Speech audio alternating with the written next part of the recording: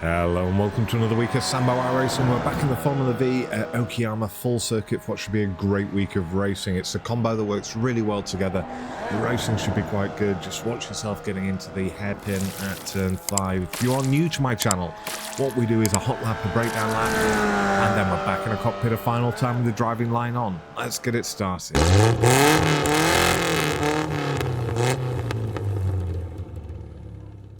Okay, here we go with the hot lap. Smashing it down the main straight, looking for the cone on the right hand side, getting there, braking up to about 55%, trailing it all the way off to the apex, drop it down into third lane, head back over to the right hand side, looking for this muddy patch, do a lift, back on the gas, exit wide, back over to the left and up to fourth, keep it straight through the kink, trying to spot the 50-meter marker on the left here for turn 4. Trailing it off all the way down to the apex, dropping it down to third lane, holding it over to the right hand side up the hill. You get a little mental break down the straight.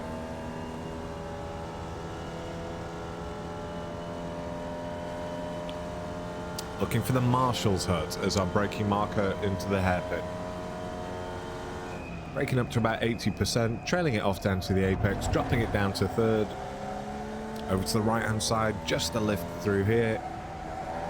Back on the gas. Exactly the same corner once again. Back on the gas. Looking for what would be a 25-meter board on the right hand side here. Get it off all the way into the apex. Over to the right hand side. Tiny brush of the brakes. Back on the gas. We're flat through 10. Looking for the muddy patch on the left.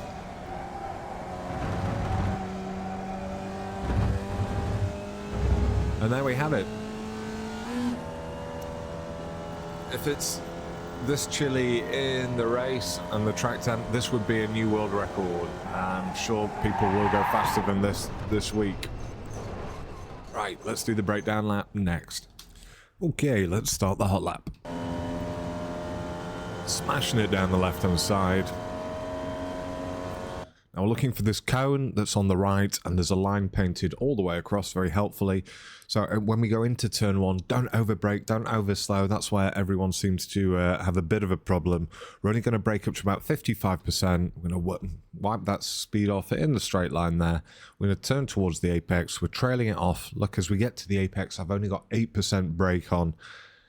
We're still in 4th gear. I've started to go back onto the gas, as you can see. Now, I don't drop it down to 3rd gear until I hit the apex. And as you can see, I'm already on 100% gas once I hit that downshift into 3rd. That is the secret of driving the Vee fast. It's downshifting late so that you're never sort of overslowing, locking up your wheels. We head back over to the right-hand side. And all we're going to do here for turn 2 is a lift. So once we get to the end of the grass here and we have this mud patch, that's when we're going to turn in. And as we turn in, we're going to do a lift down to, what's that, 28%. And then I get back on the gas and I'm back up at 100% very, very early on in this turn.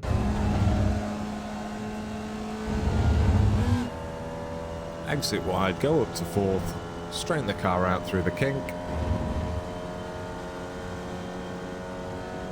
And now for turn 4, so outward curve. It's really important to get this one right because we've got the big straight afterwards, so that makes this the most important corner on the track. If you're unsure what I'm talking about there, check out my 25 sim racing tips for beginners. And on the left-hand side, we have the 50-meter marker. That is going to be our braking marker. We're going to brake up to, what's that, 65%, so about 2/3 pressure in 4th gear. We're going to trail that off almost down to nothing. Now, as you can see, I'm going back on the gas now in 4th gear, so you know that means I'm going to drop it down into 3rd, and I'm on 100% nice and early. In fact, I'm on so early, it's going to allow me to carry all the speed up the hill, holding it over to the right-hand side.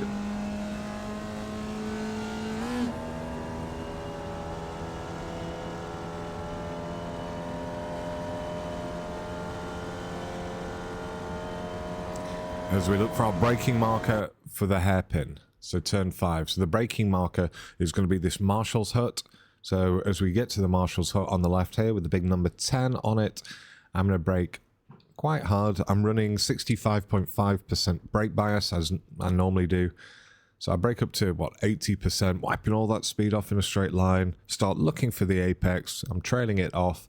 I drop it down to 3rd on the apex once I've gone back on the gas. And I'm back on 100% nice and early doors. Head it back over to the right-hand side. And now all we're going to do is a lift through 6, and then we're going to do a lift through 7. And if you look at the traces, they're almost the same. So we turn in, we do a lift almost down to nothing, down to 5%, and then we're just building back up. So as we get to the apex, we're on 75%, and then once I straighten the car, back on 100%. And we do the exact same thing here for turn 7. So our turn-in marker is basically where this white line is in the road. And we go down to 9%. At the apex, we're back on 80%. And then we get back on the gas once we come off it. Your legs are nice and wide, that's fine. Try and stay out the grass. So the braking marker for Redman Corner, it would be basically halfway between the 50 marker on the right hand side and the Marshall's hut up ahead. And there we're going to brake up to about 80%. And again, we're just going to trail it off. We're going to leave it in 3rd. Sometimes in a race, I'll drop it down to 2nd. It all depends how fast it's going. So I'm on half gas when I'm actually on the apex on the rumble strip. It's quite a bumpy one. Then I get back up to 100%. Head over to the left-hand side. And sometimes I would do a lift here only. However, I found that just the barest of touches on the brake just gets that balance right over the front wheels. And then I just start feeding back on with the gas. And I'm on 100% nice and early. Exit wide. We're flat here through turn 10. And you may have noticed in the hot lap version that I had to do a correction here coming into turn 11, the last corner. So once we get to the muddy bit here, that's where I'm going to do a little dab on the brakes, up to about 25%, that was there or thereabouts, and turn in. But I actually turned in a little hard and a little early.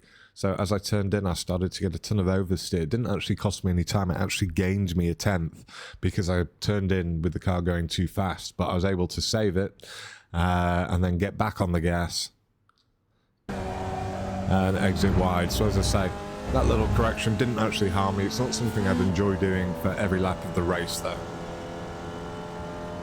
And that's the breakdown lap. We have the driving line version coming up next.